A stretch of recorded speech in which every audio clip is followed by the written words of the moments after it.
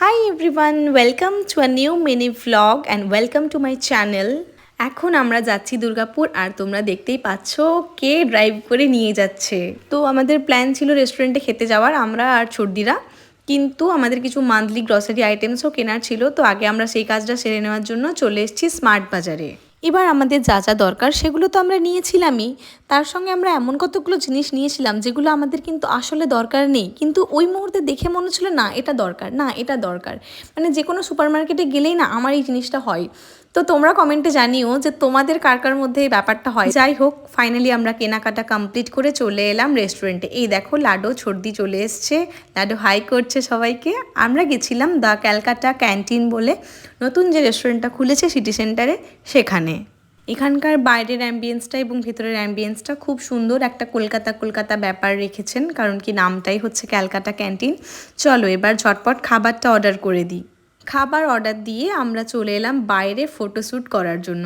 আর এদিকে লাডোকে দেখো চারিদিকে ছুটে বেড়াচ্ছে, মানে দেখতে পাচ্ছ তো কতটা শান্ত আমাদের এই ছোট্টখাট্টো মানুষটি।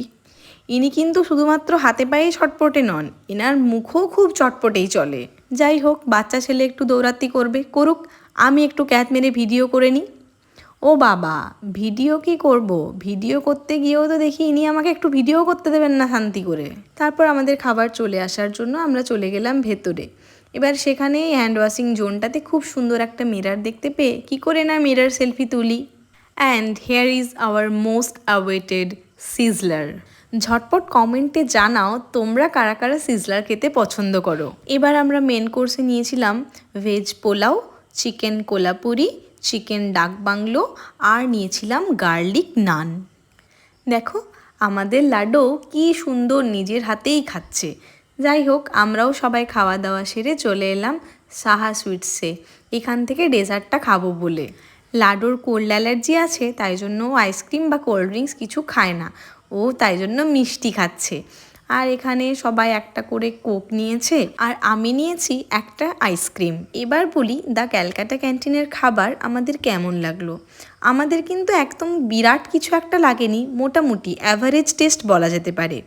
যাই হোক, লাডোদেরকে আমরা বাড়িতে নামিয়ে চললাম। টাটা, দেখা হচ্ছে নেক্সট ব্লগে। Thank you.